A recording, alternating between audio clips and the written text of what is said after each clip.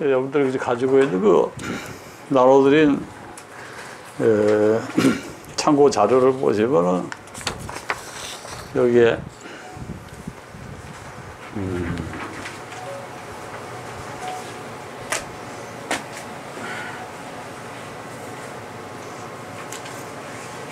또 앞에 보시면 그 초신령학이라는 것이 무엇이냐. 잠깐 거기에 대해서 소개를 해드릴게요. 딴 게 아니고 신령학이라는 말은 제가 벌써 30년 전에 쓰기 시작해가지고 오래됐어요. 공인받은 그 명칭은 아닙니다. 근데 신화학이라고 해서 이제 신화학이라는 거 신학, 미소로지라는 말이 이제 영문에 있고 거기에 메타라고 하는 요즘 한참 뜨고 있는 그 문구가 있죠. 메타 이러면서 메타 피직스라든가 메타 피츠레스라든가 메타 사이버네틱스라든가 여러 가지로 이제 용어가 있는데 여기에 메타 미솔로지라고 제 이름을 붙여서 초신령학이다. 그러면 초신령학이라는 건 뭔가? 초신령이라는 개념으로서 거기에 대해서 연구하는 것이냐 하면 그것은 아니고 신령학을 넘어선다는 뜻으로 보시면 좋겠어요. 우리가 지금까지 공부를 하고 또 관심을 가져왔던 신령학이라고 하는 그 차원보다도 좀 더 넓고 높은 차원으로 이동을 한다 하는 그 개념에서의 학문적인 형태로 앞으로 하나하나 재미있고 또 유익하고 또 연관되는 모든 분야에서 무엇인가 이렇게 발전적인 요소로 작용할 수 있는 그와 같은 메타 해제로서 해제는 뭐냐면 이제 테마를 연구한다. 테마 어떤 주제가 있으면 주제를 풀어가지고 연구하는 걸 이제 해제법이라고 보통 얘기하는데 그 테마를 분석해가지고 또 종합도 해보고 이러면서 판단 유추해서 어떤 결론을 그럴듯하게 만드는 그런 학문적인 방식으로 한번 이끌어 볼 필요가 있지 않겠느냐 그런 뜻으로 이제 해석을 했습니다. 그럼 여기가 무슨 대학 강의실이냐 뭐 그런 건 아니고 이제 오랫동안 신령학을 해왔으니까 그냥 맨날 신령학만 하면 재미가 없고 그거보다 좀 더 넘어서면 또 우치가 있지 않을까 하는 그런 상황으로 봐서 한 30년 정도 꾸준히 해온 저로서는 이제 여러분들에게 좀 초월적인 거, 그거보다 좀 더 나아가는 이런 측면에서의 그 공부가 필요하지 않겠나 해서 노력을 하고 있습니다. 그 결과가 이제 이런 제목으로 시작을 하는 거예요. 다시 말해서 초신령학이라고 하는 것은 모든 것을 다 넘어서는 게 아니고 신령학 분야에서 좀 더 구체적이고 아직까지 모든 사람이 그렇게 관심을 두지 않았던 분야들을 총망라해서 여러분에게 드리는 그런 시간이 되겠어요. 한번 같이 공부를 해봅시다.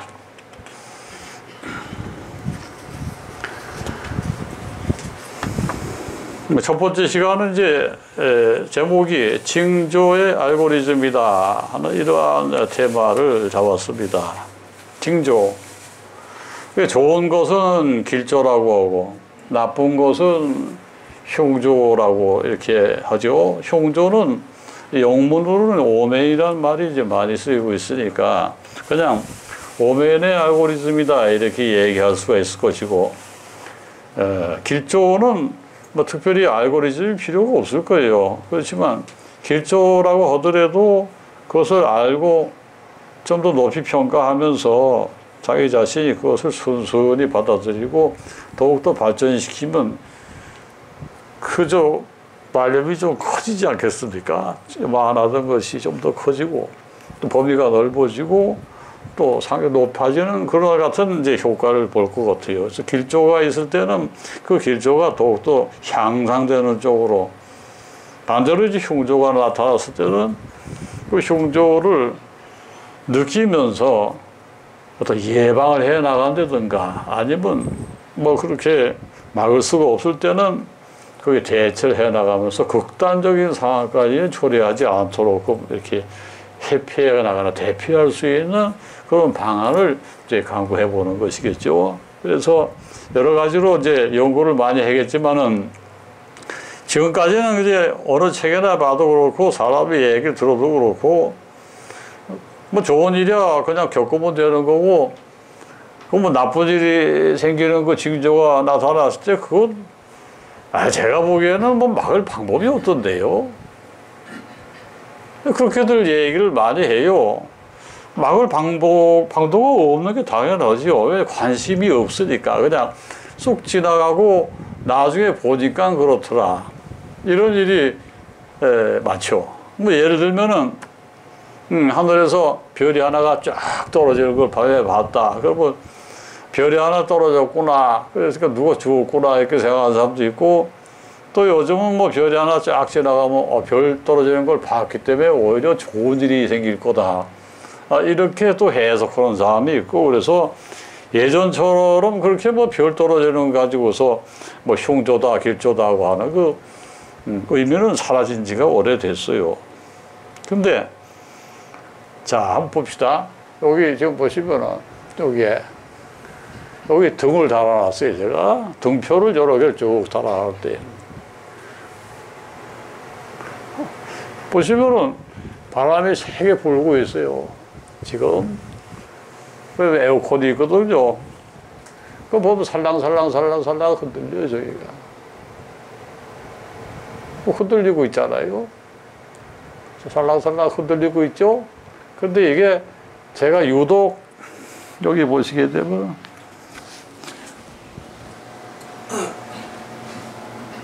여기 접어놨어요.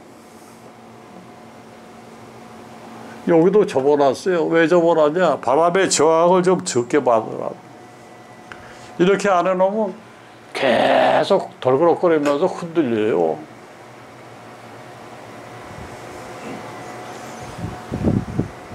근데 말입니다. 이게 어제 제가 봤는데, 어제 제가 찾아냈어요. 우연인지 뭔지 모르지만, 여기에 이렇게 덜그럭거리면서 바람이 세게 해서 내가 이렇게 접어놓은 이 등표의 주인공들이 거의 다가 트러블 메이커예요. 트러블 메이커가 뭐냐? 사는 게 힘들다가 아니라 뭔가 안정되지 못하고 영적으로 많이 시달리는 사람들이. 정말로 신기한 거는 하나 둘 셋 보니까 이 친구 이렇게 해가지고서 마누라하고 앉아가지고서 이혼하게 생겼다. 그래서 병원에 입원해가지고 있거든. 지금 저기 달러오자. 제일 많이 꼬떡거리더라고. 또 한 사람은 뭐 다 괜찮은데 그 아들이 또 하나 있는데, 아들이 이렇게 마성을 막 부리더니 아들 기도해가지고 조용해졌는데, 직장에서 또 무슨 구설이 터져가지고 그냥 억울한 꼴을 당하고 그 공직사회인데 얼마나 힘들까 할 정도로 작년에 막 시달리는데 아직도 그 후유증에 시달리고 있거든요. 그 아들 기도는 잘했는데 자기 기도는 또 안 하더라고요.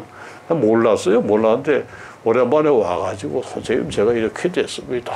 그러면서 막 하소연을 하는데 보니까 그렇게 꼴떡꼴떡 하고 있는 거야. 내가 거기다 달아놓은 거 아닙니다. 왜? 그러면 이 네 사람이 모두 다가 그렇게 꼴떡꼴떡 하면서 등표가 흔들릴까? 이 세상에는 모르는 힘이 존재하는, 그 모르는 힘이 존재하면서 지적을 해주는 거예요, 저한테. 보니까 이름을 그전 같은 보지도 않아요. 접어놓고 끝이죠, 뭔데. 올해 강좌도 해야 되고 하니까 혹시나 하고 보니까 다른 사람들 그런 문제 아예 없는데 유독 저기 심하게 흔들린, 할 수 없이 이렇게 바람의 저항을 막기 위해서 등 끝에 부분을 접어서 조용하고 별로 안 흔들리잖아요. 그러면 내가 저렇게 아는들에게 해놓으면 어떻게 되느냐? 또 혹시 모릅니다, 사람이. 조용해질 수도 있을 것이다 하는 신념이 있는 사람이. 아, 내가 그거 생각하고서, 야, 그런 일이 있으면 안 되지. 앞으로 조용해지면 참 좋겠다 하고, 또 한번 이렇게 얘기를 함으로써, 누구에게, 보이지 않는 신들에게 얘기함으로써, 거기에 작용을 해서 조용하게 조금 더 안정된 생활을 할 수 있게끔 여도가 되겠다. 이것이 뭐냐 하면, 오멘의 오멘의 알고리즘. 이러한 과정을 나는 오멘의 알고리즘이라고 호칭하고 싶은 거예요. 알고리즘이 뭐냐 하면 논리적으로 해석하여 어떤 문제가 해결될 수 있는 방안을 합리적으로 찾아내는 수법. 그것을 가르쳐서 알고리즘이라고, 합리적인 해결을 하는 방법을 가르쳐서 알고리즘이라고 합니다. 뭐 알고 모르고가 중요한 게 아닙니다. 뭐 유식하다 무식하다가 아니고 그냥 그렇게 우리가 찾아내서 해결을 하면 되는 겁니다. 또 보세요. 또 사례를 들자면 많지만 어디 갔어? 그 표가 있죠? 요 뒤에 보고, 요 뒤에 보시면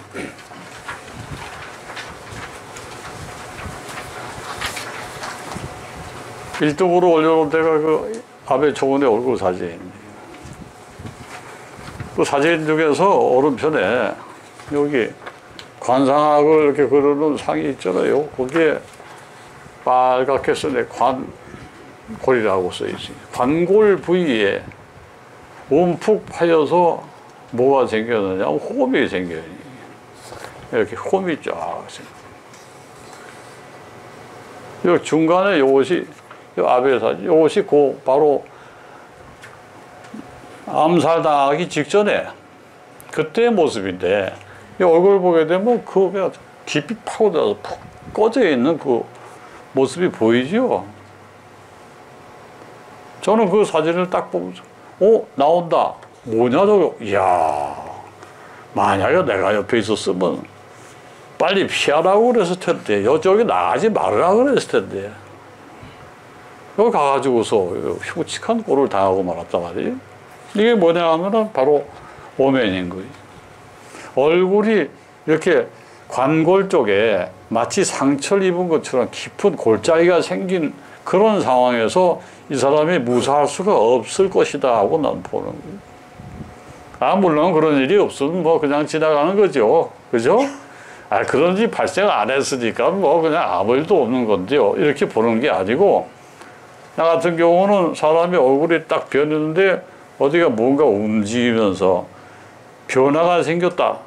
그러면 저 사람에게, 또는 저 사람의 자손에게, 또는 윗사람에게 흉측한 일이 생기고 있다는 것을 금방 알거든요. 그것을 알면서 방어할 수 있게끔 해주는 것이 옳은 길이다 하는 거예요. 이게 이제 관상으로 아는 방법이라고 해서, 사람을 보면서 얼굴을 보고 그 얼굴에서 어떤 일이 있을 거다 하는 것을 예측하고 거기에 대해서 얘기하는 것을 뭐라 그러냐 하면, 관상학에서는 찰색법이라고 이렇게 얘기를 해요. 찰색은 관찰하다 할 때 볼 찰자, 살필 찰자를 써요. 경찰할 때 찰자입니다. 살핀다. 찰색, 색을 살핀다. 그래서 그런지 몰라도 찰색의 그 관상학 책에 보면 거의 다가 이와 같은 형태의 변화라든가 뭐 점이 생겼다든가 아니면 거기에 그림자가 비친다든가 또는 거기에 흉터가 이렇게 생겼다든가 이런 측면에서 보지를 않고, 대개 찰색은 그 부분에서 혈색이 좋으면은 아주 길한 일이 생기고, 혈색이 나쁘면은 흉측한 일이 생긴다. 그리고 그것이 주관적으로 되어 있어요. 그 사람, 보는 사람에 따라서 다르며, 또 그 사람이 어떤 상황에 처해 있는가에 따라 달라지므로 반드시 보완 작업이 필요하다. 이렇게 되어 있어요. 찰색의 보완 작업을 하려면 얼굴을 뭐하러 봐요? 얼굴을 보면 봐야 돼. 그리고 잘 아시겠지만 영혼으로 보는 것을 우리가 영시 또는 영관이라는 말을 쓰는데, 영혼을 본다. 영시. 영관이라는 걸 영적으로 관찰한다. 이렇게 해서 볼 때는 어떤 사람의 그 얼굴을 보면은 그 부분만 보는 것이 아니라 부분과 함께 전체를 함께 동시에 살필 줄 알아야 돼요. 한꺼번에 쫙 보면서 어느 부위에는 무슨 문제가 있고 저 전체적으로 봐서는 이와 같은 운세를 가지고 가는데 아 큰일 났구나. 잠깐 동안 요 몇 달 동안 저 사람이 아주 대단히 힘든 그런 상황에 지금 처해 있는 모양이다 하는 것을 알아내는 것, 이것이 뭐냐면 잘색이에요. 흘러가는 모습을, 사람이 생체이기 때문에 생명체가 물이 흘러가듯이 시간에 따라서 쭉 몇 달이 쭉 간단 말이에요.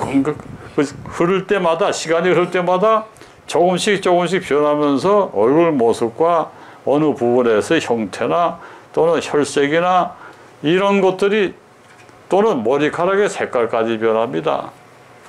무슨 염색한다가 아니고 머리카락이 보통 이제 같은 색인데 아무런 의미도 없이 거칠하게 보인다는 말 아시죠, 여러분들? 그 사람 좀 까칠하게 보인다, 거칠하게 보인다. 그게 뭐냐면은 기색을 잃었다.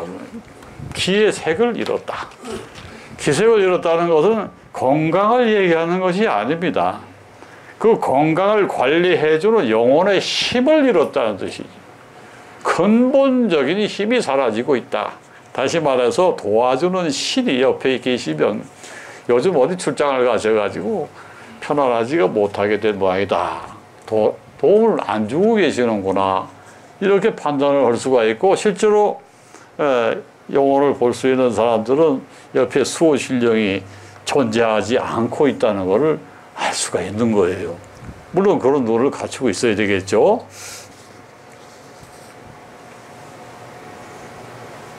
자, 그럼 길조는 또 무엇이냐? 길조도 한번 얘기해 봅시다. 길조는 지금 얘기했던 그 수호신령이 옆에 계시거나 내부에 존재할 때 사람으로서는 갖추기가 힘든 것과 같은 혈색을 갖추게 되고, 하여튼 그 사람이 이렇게 옆에 딱 다가오면 왠지 훈훈한 느낌이 들고 안심이 되고, 또 어느 공간에 그 사람이 한 사람이 이렇게 중간에 딱 끼어 있기만 해도 주위 사람들이 아주 온화하게 보이고 착한 얼굴로 변하기 시작하고, 근데 그런 사람이 말하자면 길조를 가지고 있는 사람이죠.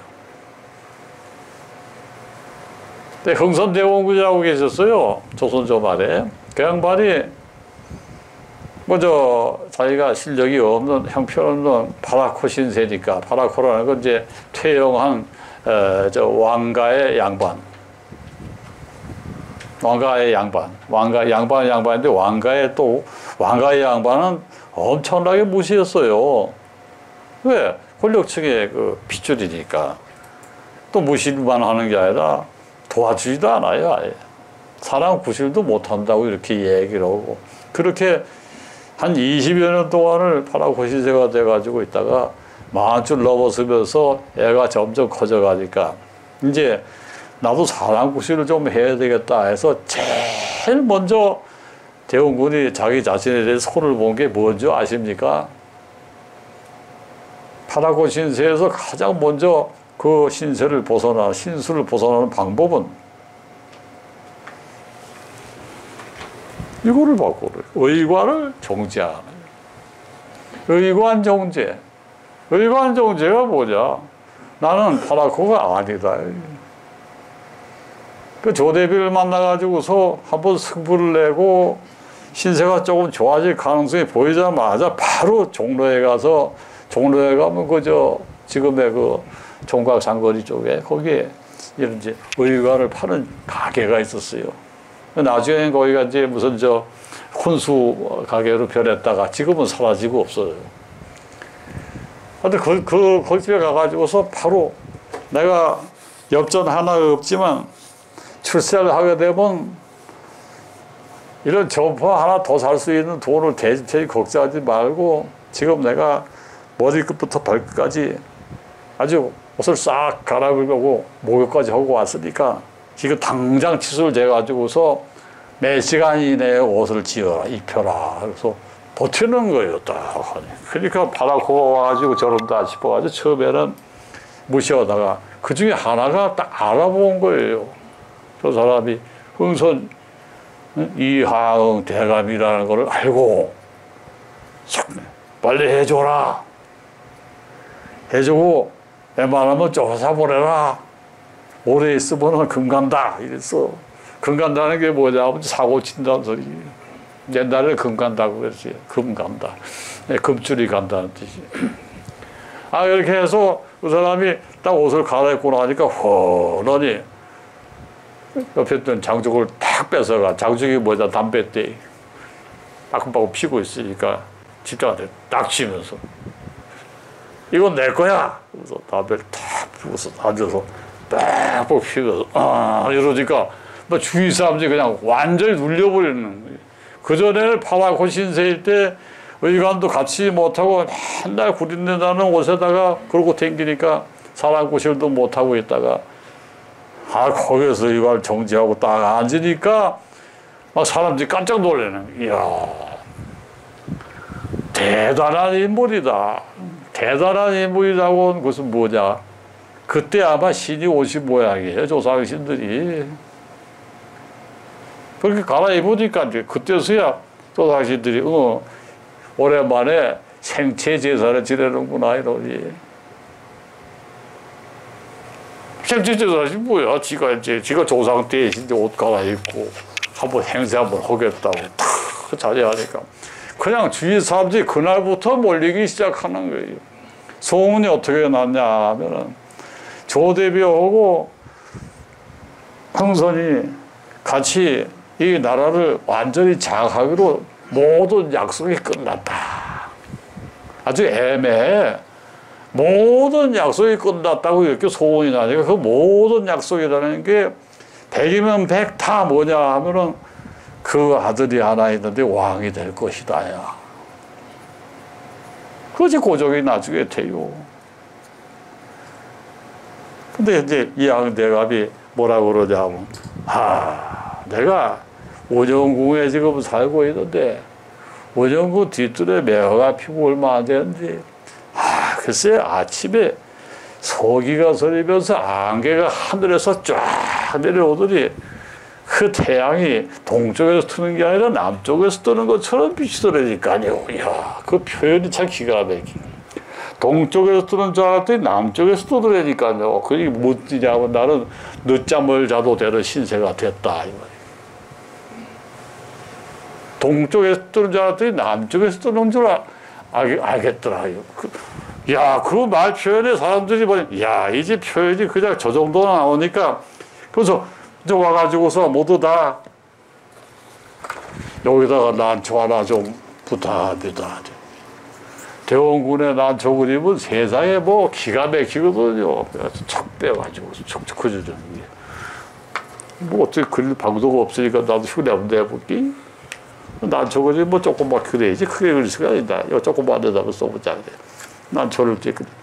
위로 하나들 장상 여야 중주 식줄 홍목꽃지 이렇게 해가지고 썼죠. 이게 난초 그림이야. 이게 난초 그림이야. 그냥 난초 그림. 뭐 그냥 봐서 이게 난초 그림인지 줄 세 개 그런지 모르는데 상중하가 분명하게 이게 뭐냐 하면 나는 단상으로 올라갈 테니 모두 무릎을 꿇고 내 밑에 기어들어라 하고서 사인 받아가는 거예요.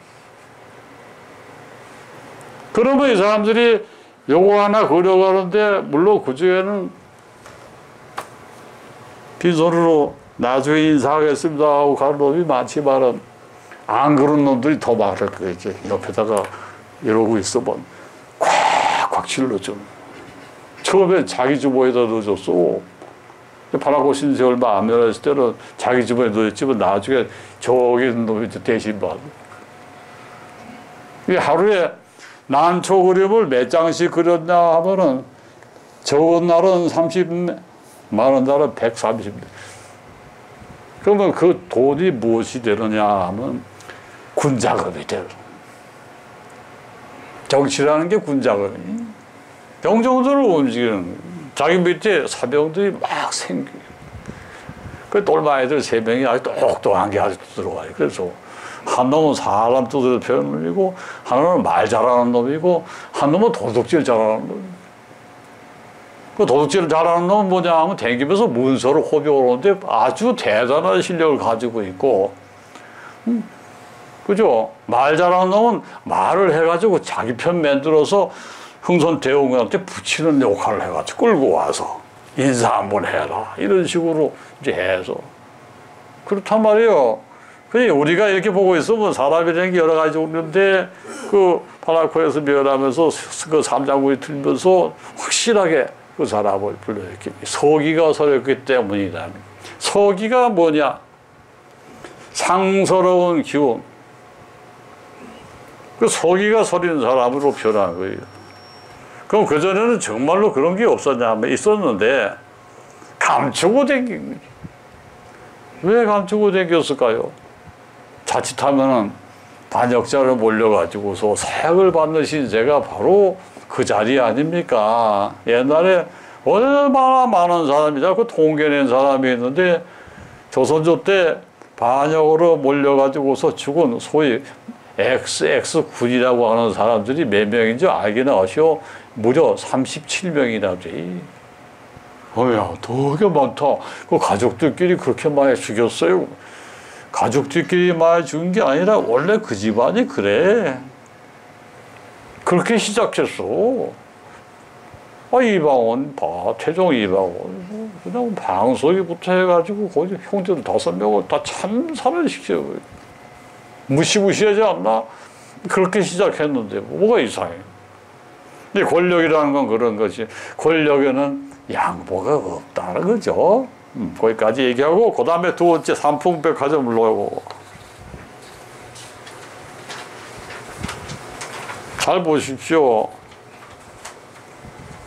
그 풍요로울 풍자, 풍요로울 풍자가 잘 보시면 그 위에 오른쪽에 있는 풍자는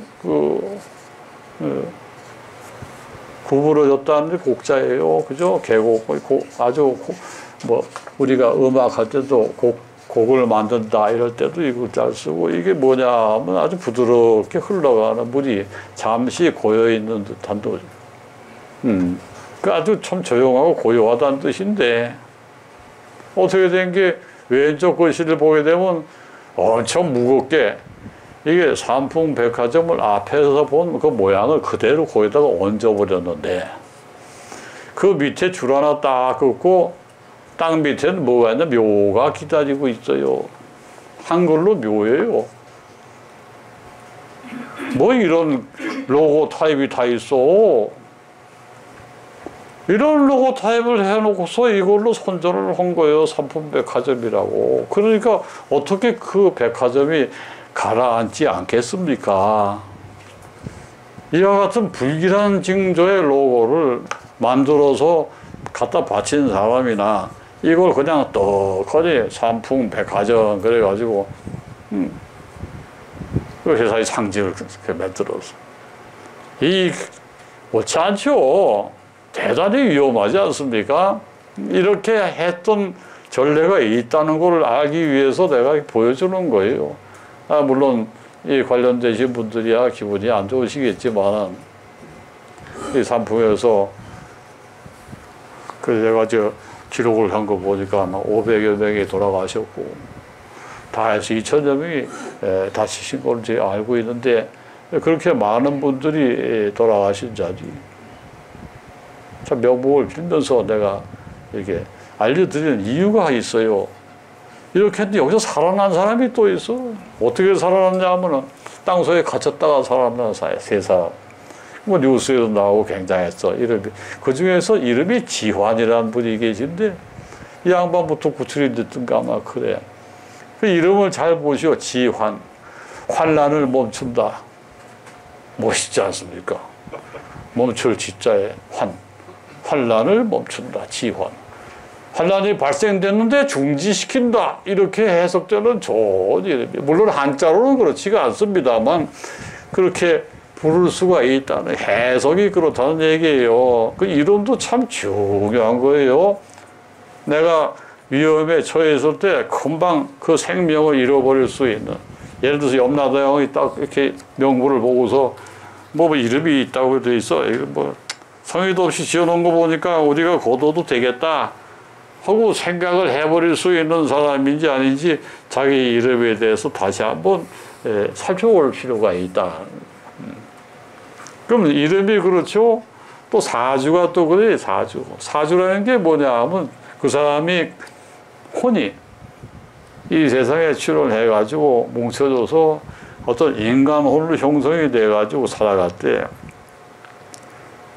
그 형성되는 시기를 기준으로 해가지고 완벽하게 형성되는 거 출생 시기로 보면서, 왜? 육신이 그때 이 세상에 출현해서 밖으로 나오니까 일단 그 출생 시기 시간에 그 운명을 가지고서 대신 대입해서 해석할 때, 그것은 뭐냐 하면 그 사람이 가지고 있는 영혼의 환경이라고 봐야 되지 않겠습니까? 혼이 지니고 있는 영혼의 환경, 영어로 하면 circumstance of one's life, 어떤 사람이 생명이 가지고 있는 그 환경을 표시한다고 봅니다. 그래서 보통 이제 사주를 보러 가면 이렇게 얘기를 많이 해요. 엄동설안에 참 태어나시느라고 추운데 어머니께서 고생을 많이 하셨고 평생에 그 더운 것은 뭐 이렇게 고통스럽지 않아도 추위에 대해서는 항상 걱정을 많이 하셨던 그런 분이네. 그러니까 동짓달 이렇게 태어나신 분이니까 이 추운 계절 지날 때 생일 때쯤은 항상 조심하셔야 됩니다. 이런 얘기를 합니다. 사주를 풀어올 때 그 출생한 시기, 그 계절의 그 뜻을 우선 첨가하면서 쭉 설명하는 것이 보통 사례가 많은데 요즘은 그렇게 얘기를 안 해요.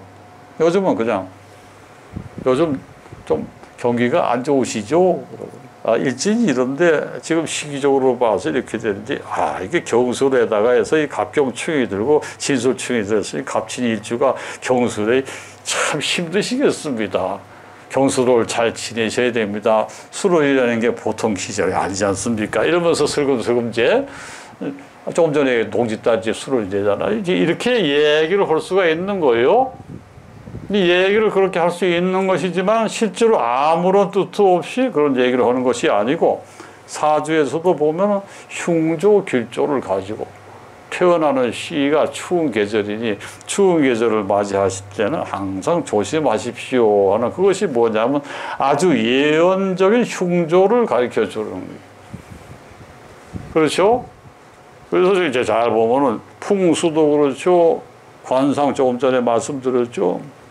사주도 그렇죠. 이런 모든 것들이 이 신비학 분야에 무엇을 봐서 판단한다고 하는 그 모든 분야가 잘 보게 되면 바로 메타시올로지에 해당된단 말이에요.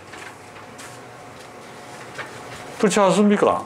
그냥 신비학 분야다. 그냥 우리 잘 모를 때는 신비학이라는 말을 썼지만은 이제는 조금 알고 그동안에 오랫동안 이제 겪으면서 배웠잖아요.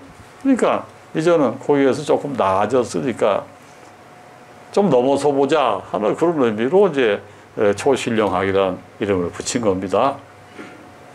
그 다음 세 번째 보시죠. 여기에 제 이름에 가서 보죠. 조금 전에 이름을 얘기했지만 이 오현상 선생님이 누구시냐 하면 박종철 사건에 그 정철이 시신을 해부해서 남영동의 그 사건이 그냥 죽은 게 아니고 공원치사라는 것을 밝혀낸 그 바로 주인공이세요. 그 주인공의 이름을 이렇게 보시게 되면 너무나도 놀라지 않습니까? 뭐 이런 게 다 있나? 야, 그렇구나. 삼수변에 범인자를 썼어요. 호랭이. 물가에 호랭이. 물가에 가서 턱하니 이렇게 호랭이가 한 마리가 있어요. 그 옆에 보면은 욕조가 하나 또 있어요.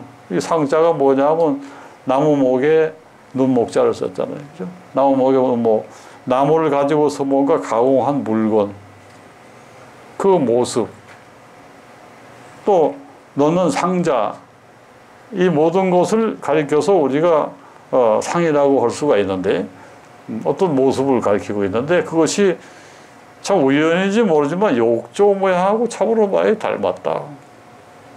호랭이가 물이 잔뜩 들어가 있는 욕조 앞에서 목이 꺾여서 그 물에 들락날락 하다가 숨을 못 쉬어가지고 죽게 됐지 않습니까? 그 호랭이가 누구냐 하면 박종철 열사 아니겠습니까? 그럼 이 양반하고 무슨 상관이 있길래? 글쎄 저는 잘 모르겠어요. 아무 상관도 없겠지만은 오현상 선생님 그 이름을 딱 보게 되면 호랭이가 한 마리가 물가에 앉아 있고요. 그 옆에는 욕조가 있어요. 그거 뭐라고 해석합니까? 이 양반은 언젠가 평생을 살면서 이 일 한 가지로서 크게 기여한다는 것을 이 이름 속에 태우고 태어나신 이름 속에 누군가가 그것을 가르쳐주고 강조를 해주신 것이 아닐까. 그야말로 치명적이라고 아주 역대급이죠. 너무나도 훌륭한 일을 하신 거예요. 그죠? 누가? 이분의 이름을 지어주신 그 장명가가 그것을 이미 알고 있지 않았을까 싶어요. 그와 반대로 우리 박 대통령 돌아가신 분은 돌아가시고 나서 금방 2주일도 안 됐는데 박정희 써놓더니 거기다가 뭐 그냥 한번 써볼까요? 써볼게요. 변개로다. 이 세상 사람들은 그렇게 나쁜 사람들이 많아요. 누가 뭐 어쩌고 그러면은 그걸 가리켜서 그냥 희롱하듯이 이렇게 희롱을 했어요. 잘 보세요.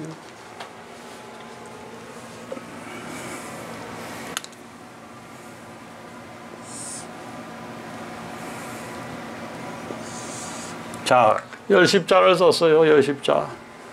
열십자 썼어요. 열십자예요. 하나, 둘, 셋, 넷, 아홉, 열. 그 다음에 요걸 팔자를 썼어요.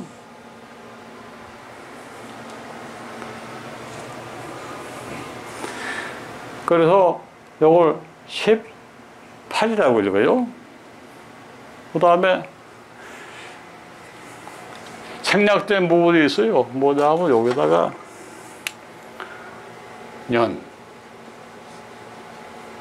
년이라는 건 이제 몇 년 동안이다. 응? 18년 동안 정치를 하다가 어느 날 점을 보니, 점복자. 점을 보니, 야, 참.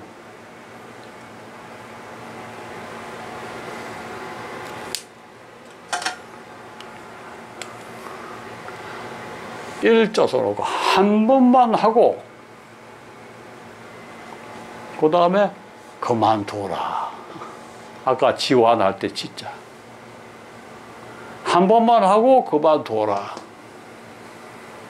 18년 동안 정치를 하고서 어느 날 갑자기 점을 보러 가니까 한 번만 하고 그만둬라 고 했는데 말을 안 듣고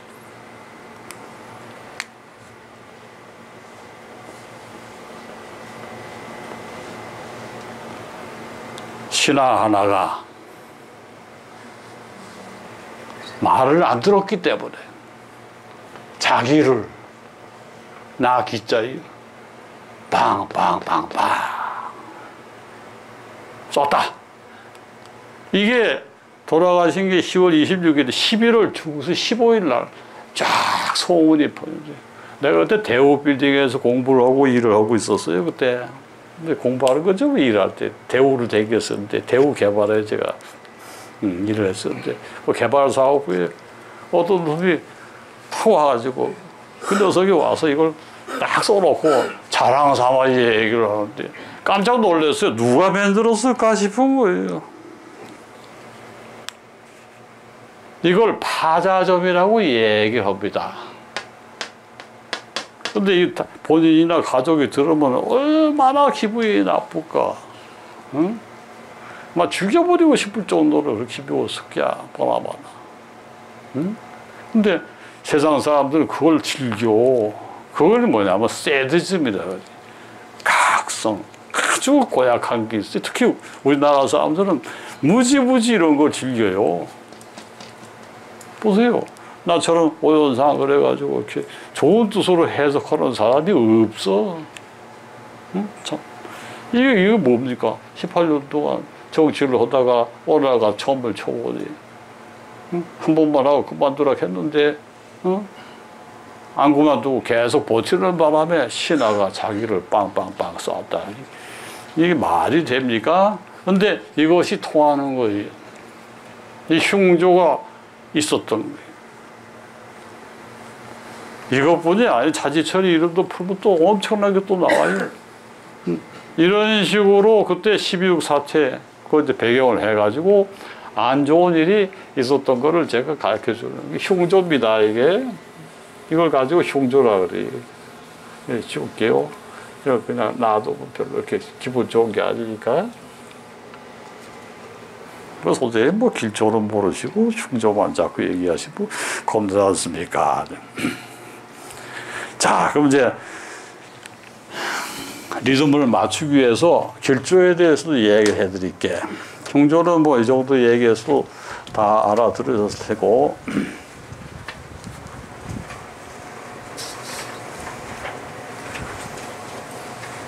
어떤 일이 있을 때 자기가 눈을 감고 지금이라도 하세요. 혹시 자기가 희망사항이 있으면 어떤 내가 기도하는 게 있어. 그래서 그걸 한번 이뤄야 되겠다 할 때 떡하니 앉아가지고 눈을 지그시 감고 이렇게.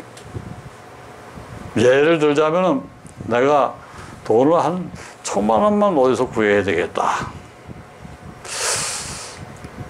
이게 될까? 안 될까?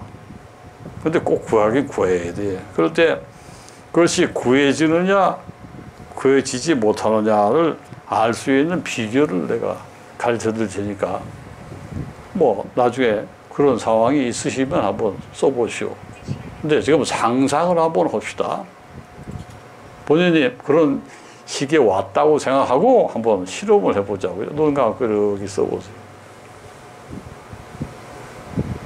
그러시면서 자기가 상상하는 거예요. 내가 지금 도저히 한 1,000만 원이 필요한데 이 1,000만 원을 제가 지닐 수가 있겠습니까? 하고 누군가에 물어보면 돼요. 그것이 신이든 아니면 친구든 아니면 윗사람이든 어머니든 아버지든 관계없어요. 한번 물어보세요. 이렇게 눈을 지그시 감고 물었을 때 그 다음이 중요한 거예요. 성사될 때는 반드시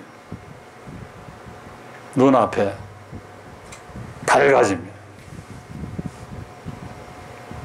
밝아지면서 그 색깔은 대개 은백색이나 황금색, 연한 황금색 그 두 가지 중에 하나가 뜨게 됩니다. 그것을 가지고서 우리는 예감이라고 얘기합니다. 그게 길조죠. 근데 성사가 되지 않고 매우 힘들 것이다 하면은 어떤 색깔이 보이느냐. 요즘 여러분들이 즐기시는 그 검은색. 지금 여기 계시는 분도 검은색을 입고 오신 분이 계시네? 뭐 나쁘다가 아니에요. 그냥 그렇다는 얘기인데 검은색이 뭐냐 하면은 암담하다 아닙니까? 다크. 어둡다. 조금 힘들다. 왜냐하면 그것이 무명의 색이니까 밝지 못한 색이니까. 그래서 제가 거기 사진을 찍어가지고 거기다 올렸어요. 그 길을 가는 사람들이 쭉 있는데 7명이 쭉 있어요. 그죠? 근데 그 중에 반이 검은 색깔 옷을 입고 있지 않습니까? 보세요. 이거 랜덤 샘플링입니다. 내가 무슨 뭐 의도적으로 딱 기다렸다가 그런 사람들만 딱 찍은 게 아니라 길을 가다가 그냥 푹 찍은 거예요. 여러 장을 찍었는데 다 그래, 다. 어딜 가도 지금 오늘 아침에도 보면은 그냥 위아래로 원피스인데 그냥 검은색으로 쫙 하고 장례식에 가나? 장례식에 가는 것 같지 않은데 이상하다. 그런 분들이 얼굴도 화장을 진하게 했어. 그러면 뭐 장례식 가는 건 아니죠? 그래서 검은색. 이렇게 해서 길조냐 흉조냐를 자기 스스로 테스트해 볼 수 있는 좋은 방법을 일러드렸어요. 또 하나가 있는데 연불을 한번 해볼까요? 뭐 연불이라는 게 여러 가지 있는데 한번 같이 해봅시다. 천천히요. 제가 하는 걸 하고 따라 하시면 돼요. 나무가 샤갈바야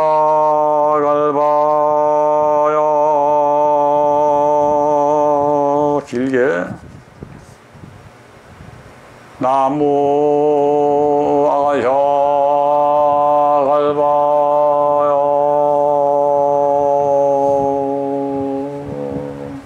다 같이 따라하세요.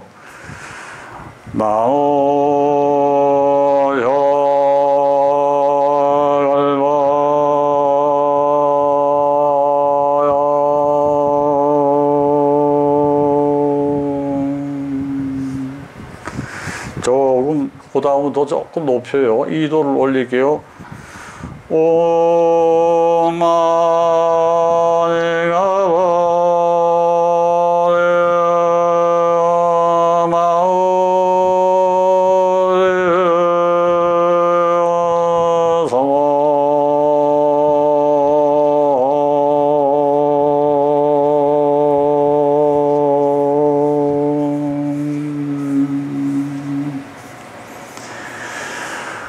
그냥 따라하세요. 옴 마니가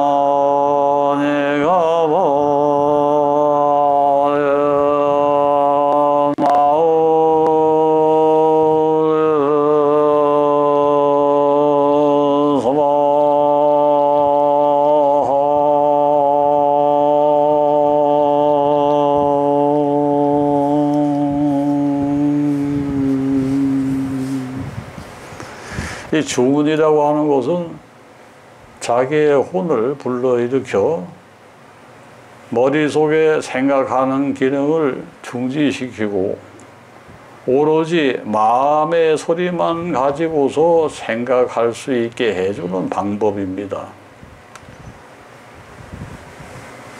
모든 논조는 사라지고 거기에 이론이 없습니다.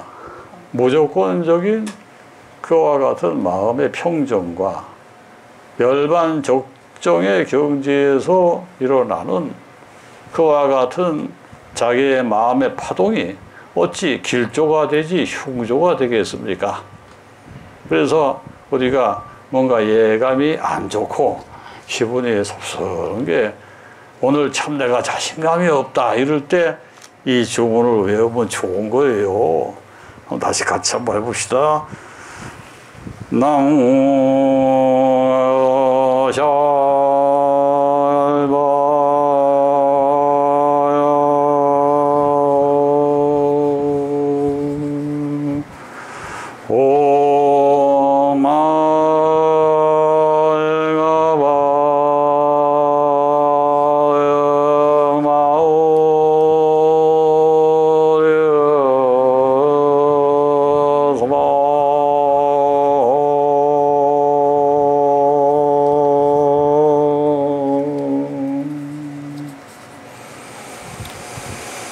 요즘 그 불가에서 그냥 이것저것 다 했는데 이제 뭐 자원이 많이 고갈된 모양이에요. 그래서 느닷없이 화엄이 유행을 하고 있어요.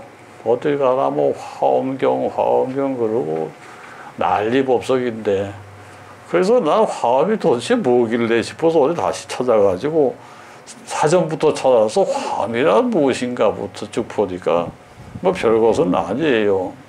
우리가 지혜로서 삶을 살아가며 그 삶을 산 그 지혜가 아주 아름다운 꽃처럼 내가 살아가는 인생에서의 큰 부드럽고 아름다운 꽃으로 빛날 때 그 꽃으로 내 인생을 아름답게 장식할 수 있느냐 없느냐 하는 그와 같은 과제를 가리켜서 화엄이라고 하는 것이지요.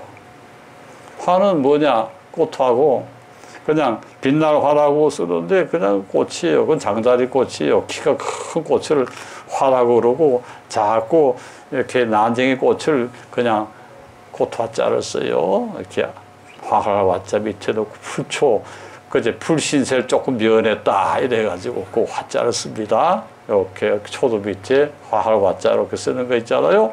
요거는 그냥 키 작은 꽃. 최선도 나무에 피는 꽃은 빛날 화자 쫙쫙 뻗어가지고 또 가운데 보면 무라고 돼 있어. 무는 뭐냐? 하늘과 땅을 이어주는 사람이 된다. 이렇게 되어 있는 글자가 훌륭한 글자 아닙니까? 그래서 내가 이 화엄에는 이제 그 빛날 화자를 씁니다. 그러면서도 뜻은 또 꽃이래요. 꽃은 무엇이냐? 부처님의 지혜예요. 근데 지혜를 어떻게 펼치면서 행복하게 살아갈 것인가 해서 오늘 이와 같은 길조나 흉조냐 하는 걸 따져보면서 우리가 흉조를 길조로 만들어 나갈 수 있고 변화시킬 수 있으면 얼마나 좋을까 하면서 연구하고 거기에 대한 방법을 강구해 나가는 이런 강좌니까 한번 우리가 관심을 가지고 나만 배우고 끝낼 게 아니라 주위에 있는 많은 사람들에게 이와 같은 것이 있단다 하고서 일러주면은 그들도 뭐 사람인데 따라가지 거절하겠습니까? 그러니까 오늘 오신 분들은 다 나하고 인연이 깊으신 분들 아닙니까? 그죠? 뭘로 인연이 깊으냐 하면 그만큼 지혜를 쌓는 데 있어서 함께 공부하신 분들이란 말이에요. 그래서 쉽게 다른 사람들에게도 그와 같은 힘을 전달할 수 있는 위치에 계신 분들이니까 걱정 안 합니다. 아주 잘 하실 거예요. 여기 주문을 잘 외워놓으세요.